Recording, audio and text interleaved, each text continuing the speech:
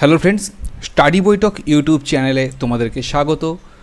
আমি সব্যসাচী বসু। আজকে রেলের গ্রুপ ডির ৪৫ নম্বর ক্লাস তোমাদের জন্য, অঙ্কের ১৬ নম্বর ক্লাস। তোমরা অনেকেরই ডিমান্ড ছিল ত্রিকোণমিতি, তো ত্রিকোণমিতি একদম বেসিক দিয়ে তোমাদের আজকে শুরু করছি। তো বেসিক বলতে মেন জিনিস যেগুলো দিয়ে পরীক্ষা অঙ্ক আসে মেনলি, আজকে সেই টপিকটাই করাবো। ওকে, সূত্র আছে কিছু, কিন্তু সূত্র তোমাদের মুখস্থ করতে হবে না। সূত্র আমি তোমাদের বুঝিয়ে দেবো যে কিভাবে কি হচ্ছে। তোমরা শুধু sine theta, cos theta, tan theta একটা জিনিস শুধু মনে রাখতে হবে। সাইন মানে এই যে একটা ত্রিভুজ আছে, সমকোণী ত্রিভুজের ক্ষেত্রে সাইন থিটা কী, কস থিটা কী, ট্যান থিটা কী, এইটুকু শুধু মনে রাখতে হবে। ব্যাস, তাহলে তোমাদের বাকি সূত্র যা আছে সেগুলোর প্রয়োজনই পড়বে না। তো চলো দেখা যাক কীভাবে হয়। ভিডিওটা শেষ পর্যন্ত দেখো, তার জন্য অবশ্যই বলবো প্রত্যেকে শেষ পর্যন্ত ভিডিওটা দেখো, এবং দেখার পরে তোমরা কমেন্টে জানাও যে তোমাদের কেমন লাগলো।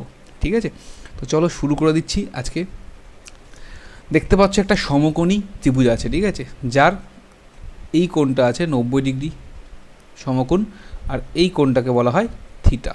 ঠিক আছে, এবার দেখো আসছি প্রথম একদম বেসিক, তোমরা প্রত্যেকেই জানো, না জানলে জেনে নাও। সেটা হচ্ছে সাইন থিটা।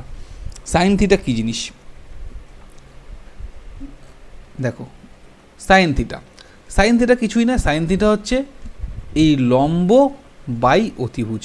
ওকে, লম্ব বাই অতিভুজ হচ্ছে সাইন থিটা। ঠিক আছে, মুখে বললাম তোমাদেরকে, আমি এখানে একবারে লিখছি। লম্ব বাই অতিভুজ মানে কি দাঁড়াচ্ছে? AB by AC. ঠিক আছে, হলো সাইন থিটা মানে একদম পরিষ্কার এইটুকু।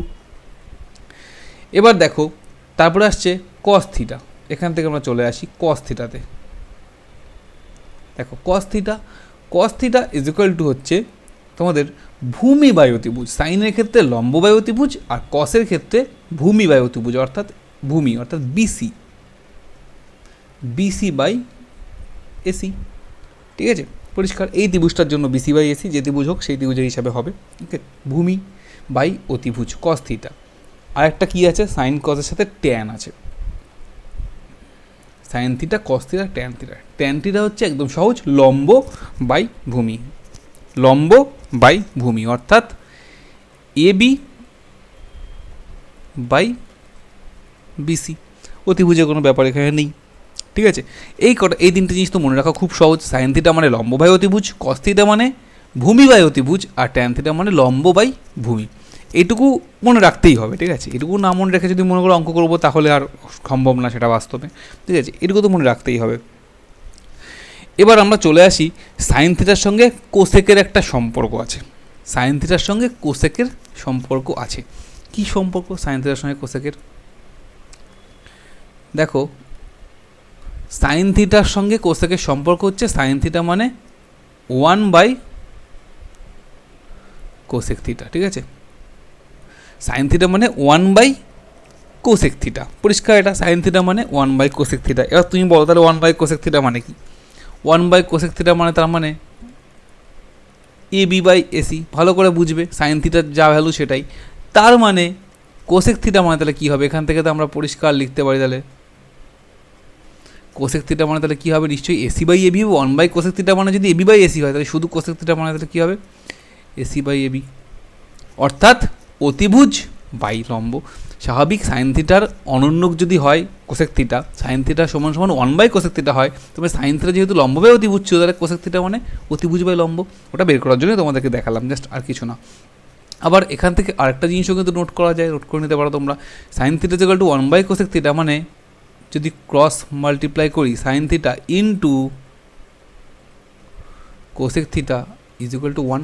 খুব ইম্পর্ট্যান্ট একটা জিনিস, sine theta into cosec theta is equal to 1। একদম যদি ক্রস মাল্টিপ্লাই করে দিই এটাকে এপাশে, ঠিক আছে, করতেই পারি। তো এটা একটা গেল।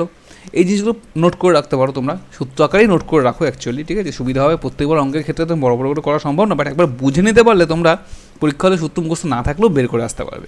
ঠিক আছে, সেটাই তোমাদের বলতে চাইছি আমি। তো sine theta, cos theta, tan theta বেরিয়ে গেল আমাদের। তারপর সাইন থিটার সঙ্গে কোসেক থিটার সম্পর্ক আছে, sign theta into cosec theta is equal to 1 আমরা পেয়ে গেলাম। ঠিক এরকমভাবেই আমাদের সম্পর্ক আছে সেকের সঙ্গে কস, অর্থাৎ কসের সঙ্গে সেক। কীরকম? Cos theta is equal to হচ্ছে 1 বাই সেক থিটা। তার মানে কি? এখান থেকে আমরা এটুকু বুঝতেই পারি, তাহলে sec theta is equal to কী হবে? দেখো কস থিটা মানে বিসি বাই এসি ছিল, তাহলে সেক থিটা মানে এসি বাই বিসি, অর্থাৎ অতিভুজ বাই ভূমি, জাস্ট উল্টো, আর কিচ্ছু না, জাস্ট উল্টো। ঠিক আছে, আর আরেকটা কি লিখতে পারি এখান থেকে লিখতে পারি আমরা cos theta into sec theta is equal to 1, cross multiply করে দিয়েছি এখানে আবার। Okay, cos theta into sec theta is equal to 1, এটা পরিষ্কার আমরা এখান থেকে লিখতে পারি। নোট করে রাখো যেসব জিনিসগুলো বলছি তোমাদেরকে, ঠিক আছে, একদম সিম্পল। এই জিনিসগুলো, যে বেসিক জিনিসগুলো মাথায় একটু ঢুকিয়ে নাও, পরে অঙ্ক যখন করবে না দেখবে যে কিছুই মালুম হবে না কোনো অঙ্ক, শুধু দেখবে অঙ্ক আর উত্তর করবে। শুধু এই জিনিসগুলো একটু মাথায় রাখো, জাস্ট এই জিনিসগুলো মাথায় রাখার জন্য ভিডিওটা বারবার দেখো, নিজের হাতে খাতা কলমে প্র্যাকটিস করো। পারলে ভিডিওটা যদি 10 বার দেখতে হয় 10 বার দেখো, ঠিক আছে, তাতে তোমারই ভালো। হ্যাঁ, আমার ভিডিও ভিউ হবে, অনেকে হয়তো ভাবছো যে হ্যাঁ 10 বার দেখলে 10টা ভিউ হবে, হয়তো ভিডিও 10টা ভিউ হবে, কিন্তু তোমার কিন্তু ক্ষতি হবে না, ঠিক আছে। তো চেষ্টা করো দেখার। ওকে, নেক্সট এটুকু গেল। তারপর একটা পড়ে থাকছে কি, সেটা হচ্ছে ট্যান আর কট। ট্যান আর কটের সম্পর্ক কি, সেম একদম। Tan is equal two tan theta is equal to হচ্ছে 1 বাই কট থিটা। কারণ এখান থেকে তো একটা জিনিস তো আমরা লিখতেই পারি, cot theta is equal to কি, cot theta is equal to হচ্ছে BC by AB. BC by AB মানে কি, ভূমি বাই লম্ব। ট্যান থিটা যদি লম্ব বাই ভূমি হয় তাহলে কট থিটা হবে ভূমি বাই লম্ব, ঠিক আছে। এই জন্য প্রথম তিনটা তোমাদের আগে মুখস্থ রাখতে বললাম, এর বেসিসেই সব কিছু হচ্ছে। আর একটা জিনিস কি, এটা তো নর্মাল সমীকরণের সমাধানের মতো, tan theta into caught theta is equal to হচ্ছে 1। ওকে, বোঝা গেল। তাহলে কাদের কাদের গুণফল হলো, সাইনের সঙ্গে কোসেক, কসের সঙ্গে সেক, আর ট্যানের সঙ্গে কট। এই তিনটের গুণফল কিন্তু একে অপরের সঙ্গে গুণফল ইজ ইকুয়াল টু 1। তাহলে এই তিনটে জিনিস নোট করা কিন্তু কঠিন কাজ নয়, তোমাদেরকে বলবো এই তিনটে জিনিস ফটাফট নোট করে নাও। সাইন থিটার সঙ্গে কোসেক, কস থিটার সঙ্গে সেক, আর ট্যান থিটার সঙ্গে কট। ওকে, এদের গুণফল 1। এই একটা পর্ব শেষ করো, এই পর্বটুকু এখানে আমি তোমাদের শেষ করতে বলছি। ওকে, জাস্ট এই পর্বটুকু তোমরা শেষ করো, এখানে সুবিধা হবে। ওকে,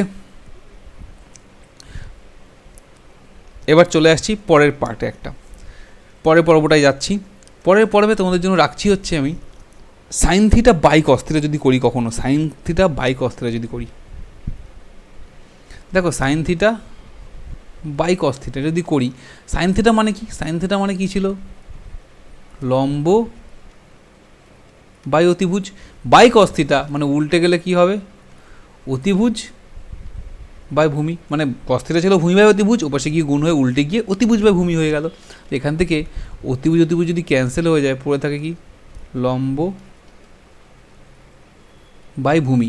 লম্ব বাই ভূমি মানে কি, আমরা একটু আগে দেখলাম ট্যান থিটা মানে লম্ব বাই ভূমি, তার মানে কি হয়, আলটিমেটলি দাঁড়াচ্ছে ট্যান থিটা মানে হচ্ছে sine theta by cos theta. এটা খুব ইম্পর্টেন্ট ফর্মুলা, বিভিন্ন অঙ্কে, বেশিরভাগ অঙ্কে এই ফর্মুলাটা লাগবে। এর ফর্মুলা কি, কিছুই না, ট্যান থিটা মানে সাইন বাই কস, সাইনকে কস দিয়ে ভাগ করলে ট্যান পাওয়া যায়।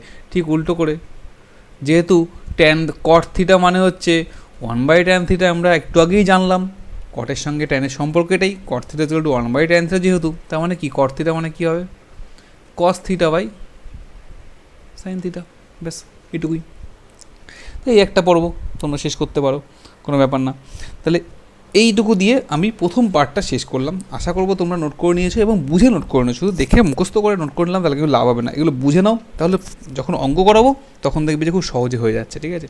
অঙ্কের দিনে এত কিছু আমি বোঝাবো না, শুধুমাত্র আজকে বুঝে নাও ভালো করে কীভাবে কী করতে হবে। এই সম্পর্কগুলো বুঝে নাও, অঙ্কগুলো মানে কিচ্ছু মনে হবে না, জলভাত মনে হবে অঙ্কগুলোকে। শুধু শুধু এই জিনিসটা, আসল জিনিস হচ্ছে এইখানে। পরীক্ষায় অনেকে তোমরা শুধু অঙ্কতে আগে চলে যাও, অঙ্ক প্র্যাকটিস করো, অঙ্ক বের করো, অঙ্ক এই অঙ্কটা করে দাও দেখি কীভাবে করতে হয়, এই অঙ্কটা করলাম মুখস্থ করলাম, বা অঙ্কটা ওই অঙ্কটা পার্টিকুলার একটা অঙ্ক কীভাবে হচ্ছে সেটা দেখে নিয়ে চলে গেলাম, পরীক্ষায় অঙ্কটা একটু এদিক ওদিক করে দিলো, ব্যাস আর পারলাম না। কিন্তু আমি চাইছি তোমরা এই জিনিসটা শেখো, যেটা তোমাদের এখন করাচ্ছি, ঠিক আছে।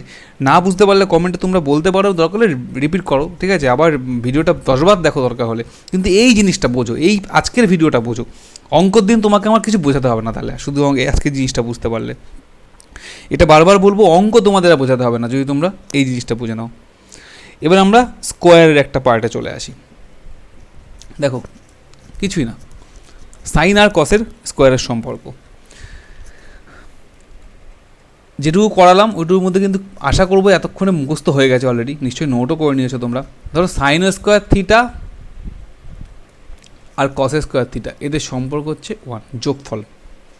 সাইনের সঙ্গে কোসেকের গুণফল 1, আর সাইন স্কোয়ারের সঙ্গে কসের স্কোয়ারের যোগফল হচ্ছে 1, ঠিক আছে।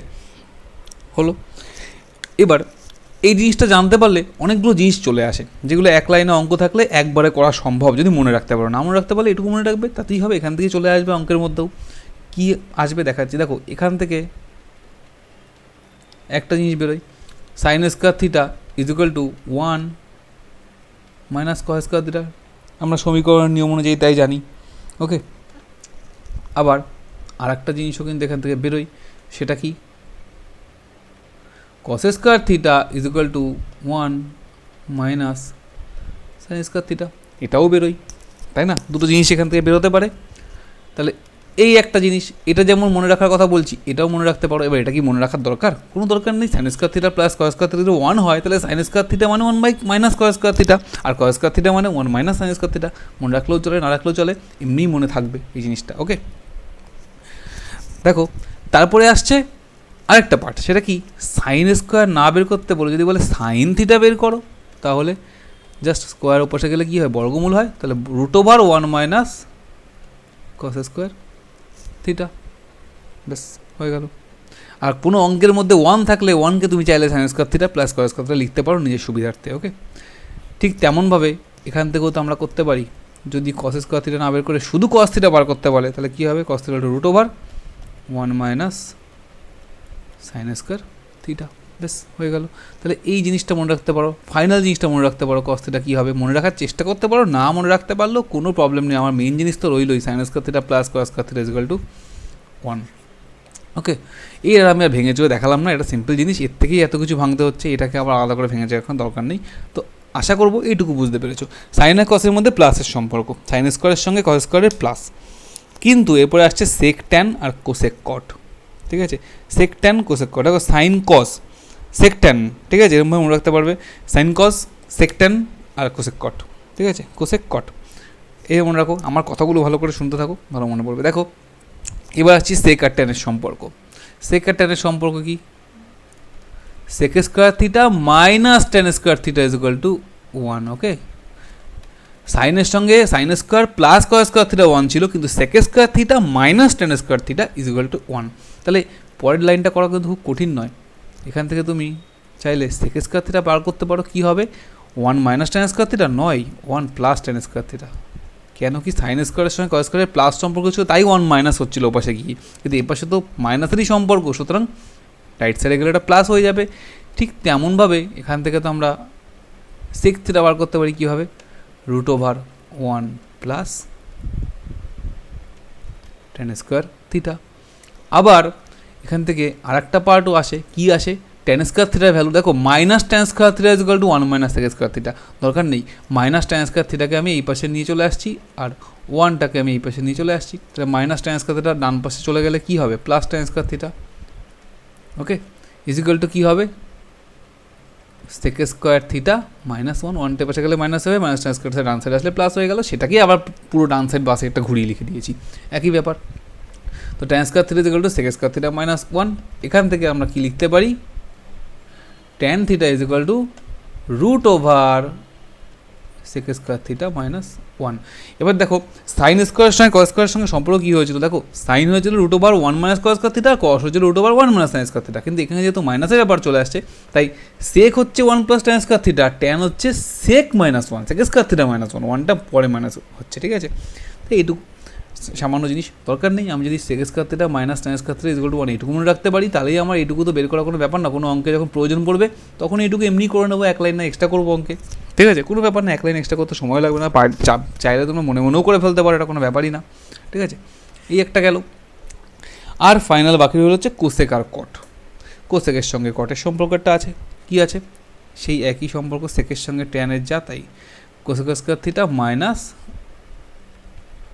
কট square theta is equal to হচ্ছে 1। আশা রাখবো তোমরা খাতায় পরপর সব নোট করে রেখেছো। এবার তোমরা প্রত্যেকটা কম্পেয়ার করে দেখবে, আগে যেটুকু করলাম এটুকু করলাম, একসঙ্গে দেখতে থাকবে, দরকার হলে আরেকবার প্র্যাকটিস করবে নিজের খাতা দেখে বা এই ভিডিও দেখে আমার কথা শুনে, দেখবে তোমাদের এগুলো এমনি মুখস্থ হয়ে যাবে, মনে থাকবে। পরীক্ষা মানে যে কোনো অঙ্ক করার সময় একটা অঙ্কও আটকাবে না, একটা অঙ্কও আটকাবে না, তোমাদের গ্যারান্টি দিচ্ছি। তোমরা এই ভিডিওটা ভালো করে দেখো, ওকে?